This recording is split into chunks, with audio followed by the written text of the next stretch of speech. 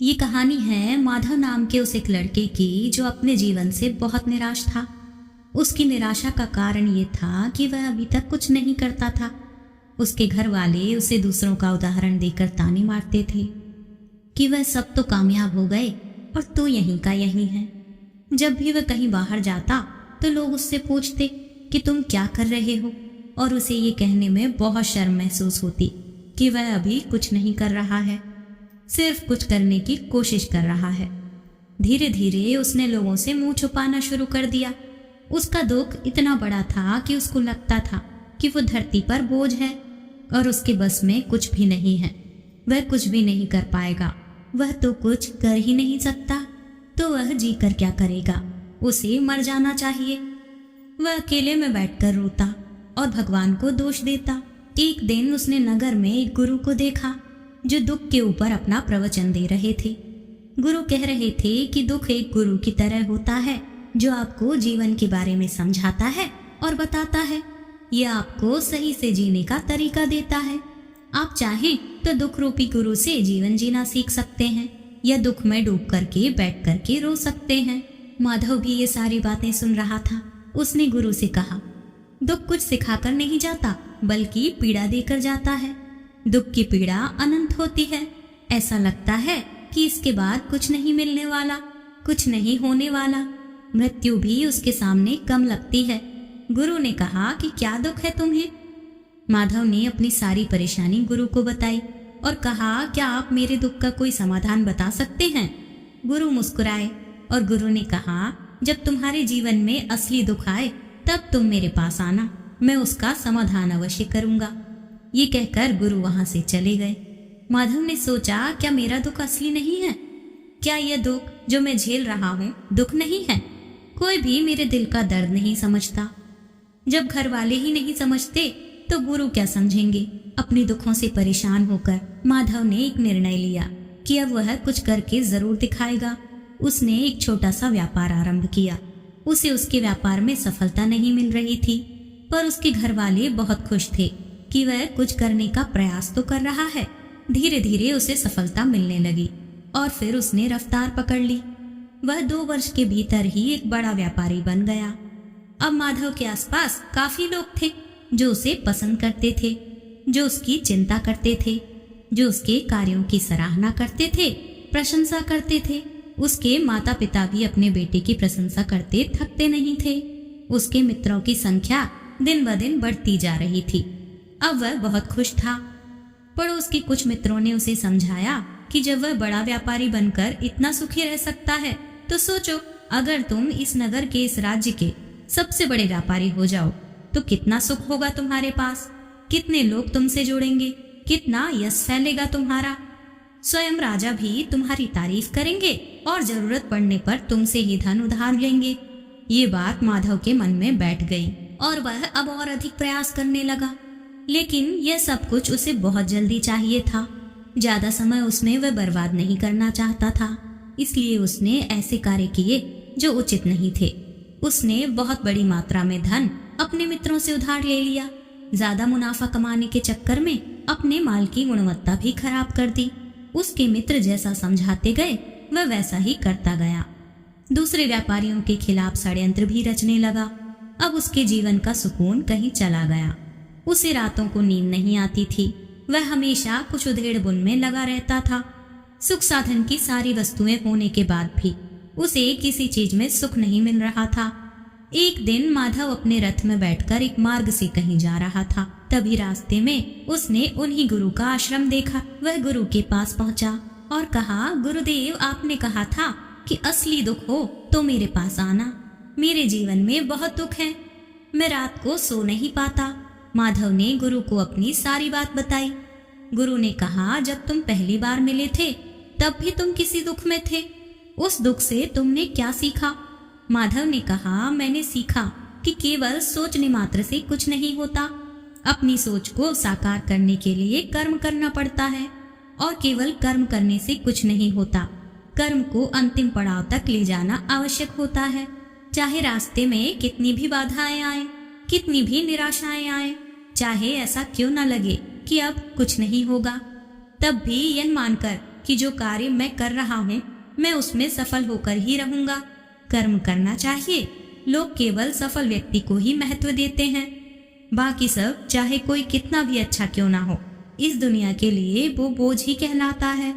गुरु मुस्कुराए और गुरु ने कहा, जब तुम्हारे जीवन में असली दुख आए तब तुम मेरे पास आना, मैं उसका समाधान अवश्य करूंगा। माधव ने गुरु को एक घड़ा भेंट किया जो सोने के सिक्कों से भरा था। घड़े को देखकर गुरु ने कहा, इस घड़े को वहां उस पेड़ के नीचे गड्ढा खोदकर गड़ा दो, यह अभी मेरे किसी काम का नहीं है। माधव ने ऐसा ही किया और वह वहां से चला गया। धीरे धीरे माधव को व्यापार में घाटा होने लगा।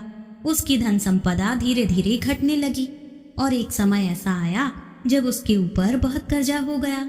पर वह निश्चिंत था, क्योंकि कर्जा उसके मित्रों द्वारा ही उसे दिया गया था और वह सोचता था कि उसके मित्र उसके बुरे समय में उसका साथ देंगे। पर ऐसा कुछ नहीं हुआ। सबसे पहले मित्रों ने ही अपना धन उससे मांगना शुरू किया।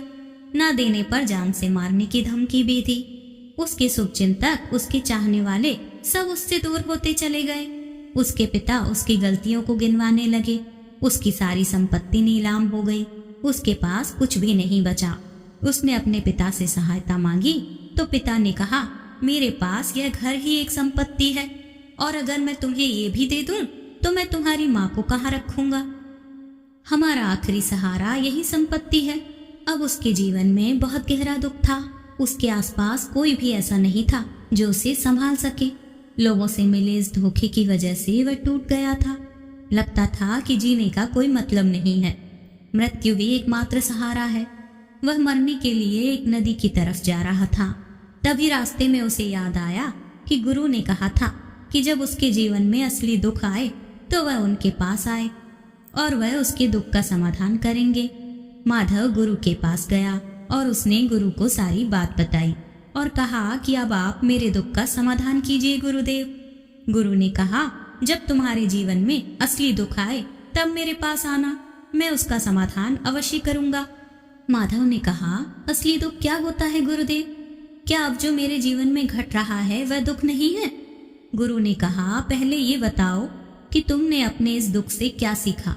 माधव ने कहा, जो लोग तुम्हारी तरक्की के साथ, तुम्हारी सफलता के साथ तुम्हारे साथ साथ आए हैं वह तुम्हें धोखा अवश्य देंगे। तुम्हारे बुरे समय में वह तुम्हारे साथ नहीं रहेंगे बल्कि तुम्हारा फायदा उठाएंगे। भरोसा केवल उन्हीं लोगों पर करना चाहिए जो तुम्हारे बुरे समय में, असफलता के समय में तुम्हारे साथ खड़े रहे हों। और ऐसे लोग बहुत कम देखने को मिलते हैं। जिन्हें मिलते हैं उन्हें हमेशा उनकी कद्र करनी चाहिए। कभी किसी के खिलाफ षड्यंत्र नहीं करना चाहिए। ईमानदारी और धैर्य के साथ काम करना चाहिए। लालच नहीं करना चाहिए। गुरु ने पेड़ के नीचे गड्ढा खोदकर घड़ा निकाला जिसमें सोने के सिक्के भरे थे और वह घड़ा माधव को दे दिया और कहा, जब असली दुख हो तभी आना। माधव ने गुरु को प्रणाम किया, धन्यवाद दिया और वह घड़ा लेकर चला गया। उस धन से उसने दोबारा व्यापार शुरू किया और अब वह छोटा सा व्यापारी बनकर भी खुश था और ईमानदारी से काम करते करते वह एक बड़ा व्यापारी भी बन गया। हालांकि उसमें उसे अब कुछ समय लगा, लेकिन अब वह खुश था। उसका जीवन खुशियों से भरा था। लेकिन आप कितने ही अच्छे हैं, कितना ही अच्छा काम करते हो, दान करते हो, पुण्य करते हो, लोगों की मदद करते हो, पर जीवन में दुख तो सबके आता है। तो माधव के जीवन में भी दुख आया। उसके माता पिता की मृत्यु हो गई। वह दोनों एक ही दिन मृत्यु को प्राप्त हो गए। माधव अपने माता पिता से बहुत प्रेम करता था, इसलिए उसे बहुत गहरा आघात लगा। वह उन्हें शमशान ले गया। वहां पर उनकी अंतिम क्रिया की गई। माधव ने उन्हें चिता में जलते हुए देखा तो उसका मन बेचैन हो गया। उसके मन में हजारों सवाल खड़े हो गए। वह घर वापस आया तो उसने अपने माता पिता की संपत्ति को देखा जिसके लिए वह हमेशा लड़ते रहते थे। आज वह लावारिश पड़ी थी। उसकी देखभाल करने वाले, उसके लिए लड़ने वाले चले गए थे। उसके पिता ने जो भी इकट्ठा किया था वह सब यहीं रखा था। एक दिन पहले तक भी वह अपनी संपत्ति के लिए किसी से भी लड़ने के लिए तैयार थे, पर आज नहीं। उसका मन बहुत बेचैन हो रहा था। लग रहा था जैसे कुछ खाली है, कुछ अकेलापन है, कुछ डर है, कुछ है जो समझ नहीं आ रहा। इसलिए वह गुरु के पास पहुंचा। गुरु ने माधव को देखते ही कहा, क्या कोई दुख है? माधव ने कहा, गुरुदेव जीवन में वैसे तो कोई दुख नहीं है, सब ठीक है, सब सुख है, पर आज मेरे माता पिता की मृत्यु हो गई और मेरा मन बहुत दुखी है। गुरु ने कहा, इसमें दुखी होने वाली क्या बात है? एक दिन सबके प्रियजनों को मर जाना है। जीवित तो यहाँ न कोई रहा और न कोई रहेगा। तुम भी एक दिन मर जाओगे, हो सकता है कल, या कहो तो आज, या कहो तो अभी तुम मर सकते हो।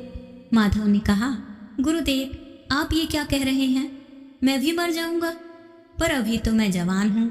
गुरु ने कहा, इस प्यारे से भ्रम में तो सभी जीते हैं कि मृत्यु बूढ़ों को आती है, जबकि उनके सामने ही जवान मर जाते हैं, बच्चे मर जाते हैं। मृत्यु का किसी की उम्र से कोई लेना देना नहीं है। गुरु के मुख से ये बातें सुनकर माधव वहां से चुपचाप चला गया, पर उसका मन जैसे बेचैन हो गया था। वह कुछ खालीपन सा महसूस कर रहा था। दिन रात वह अपने बारे में ही सोचता रहता कि वह क्या कर रहा है, वह क्या है, क्यों है, कैसे है, हम क्या हैं, हम करने क्या आए हैं? क्या बस चीज़ों का उपभोग करना और मर जाना है? उसे कोई जवाब नहीं मिल रहा था और उसका दुख बढ़ता ही जा रहा था। कुछ दिन बाद वह वापस गुरु के पास पहुंचा और गुरु को सारी बात बताई। गुरु मुस्कुराए और गुरु ने कहा, आज पहली बार तुम्हारे जीवन में असली दुख उत्पन्न हुआ है। वास्तव में यही है जो दुख कहलाने लायक है। हमें नहीं पता कि हम क्या कर रहे हैं, क्यों हैं, कैसे हैं, कौन हैं हम और हमें क्या करना है। माधव ने कहा, गुरुदेव मेरे दुख का समाधान कीजिए। गुरु ने कहा, हम सब जीवन भर क्या इकट्ठा करते रहते हैं? माधव ने कहा, गुरुदेव सभी लोग धन संपत्ति, मान सम्मान, प्रेम, परिवार, मित्र, शत्रु, पद, प्रतिष्ठा इकट्ठा करते रहते हैं। गुरु ने कहा, क्या इनमें से कुछ भी इकट्ठा करके हम अपने साथ ले जा सकते हैं? माधव ने कहा, नहीं गुरुदेव, इनमें से कुछ भी साथ नहीं जाता। मेरे माता पिता के साथ भी कुछ नहीं गया, यह सब तो यही छूट गया। गुरु ने कहा, ध्यान से समझना, इस दुनिया में जिसे हमें इकट्ठा करना है उसे हम कभी इकट्ठा करते ही नहीं। सभी चीजों को देखते हैं लेकिन उसे देखते ही नहीं जिसे हमें इकट्ठा करना है, वो है हम खुद। इस दुनिया में हमें अपने आप को इकट्ठा करना है ताकि जब हमारी मृत्यु हो तब हम एक हो सकें और अपने आप को पहचान सकें। हम बटे हुए हैं प्रेम में, नफरत में, क्रोध में, क्रूरता में, धन में, संपत्ति में, पद में, प्रतिष्ठा में, सम्मान में, पहचान में, धर्म में, जाति में, दूसरों को लूटने में और अपने आप को लुटाने में, और ऐसी ही हजारों लाखों छाओं में, वासनाओं में हम बटे पड़े हैं। हम टुकड़ों में जीवन जी रहे हैं। हमारी चेतना कभी एक नहीं हो पाती। हमारी ऊर्जा शक्ति बिखर गई है, इसीलिए हमारे पास इतना भी समय नहीं है, यह इतनी भी शक्ति नहीं है कि हम मुड़कर अपनी ओर देख सकें। वास्तव में लोग जिंदगी भर जिन्हें दुख दुख कहकर चिल्लाते रहते हैं और उनका समाधान खोजते रहते हैं, उन्हें उनका समाधान कभी मिलेगा ही नहीं, क्योंकि जिन्हें वह दुख कहते हैं वह दुख है ही नहीं। इसलिए यहाँ किसी को कभी उनके दुख का समाधान नहीं मिलता। वह बस एक परिस्थिति से छूटकर दूसरी परिस्थिति में फंस जाते हैं। जैसे वह पहली समस्या में रो पड़ते थे, वैसे ही वह दूसरी समस्या में भी रो पड़ते हैं। हमेशा ही एक ही समाधान नजर आता है और वह है मृत्यु, पर वह भी कोई समाधान नहीं है।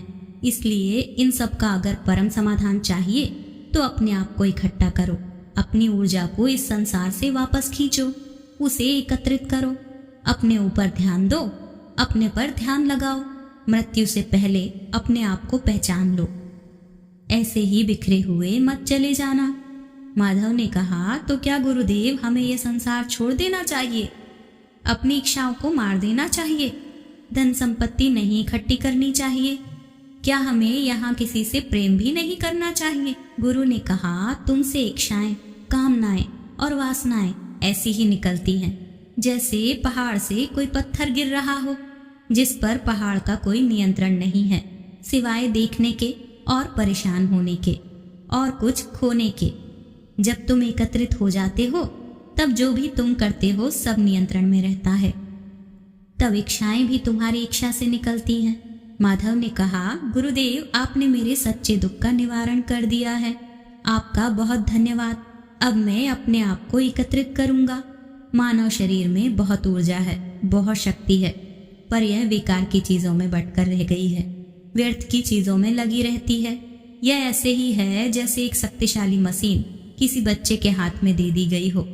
जैसे आपने कभी देखा होगा कि बच्चे कभी कभी बाइक पर या कार में बैठकर उसे चलाने का नाटक करते हैं, क्योंकि उन्हें इतना ही पता है। ऐसे ही हम शरीर को चला रहे हैं, इसकी सही शक्ति का इस्तेमाल तो हम कभी कर ही नहीं पाते। खुद को एकत्रित करने का मतलब ये नहीं होता कि हम संसार छोड़ दें, सन्यासी हो जाएं या झोला उठाकर कहीं चले जाएं। अपने लिए या बच्चों के लिए धन संपत्ति ना इकट्ठा करें। जैसे सब बच्चे बड़े हो जाते हैं तब वह बाइक या कार को चलाकर लंबी दूरी की यात्रा आसानी से कर सकते हैं, नहीं तो बाइक या कार वहीं खड़ी रहेगी और हमें ये भ्रम रहेगा कि हम कहीं जा रहे हैं, जैसा कि बच्चों को होता है, पर हम कहीं नहीं पहुंचते।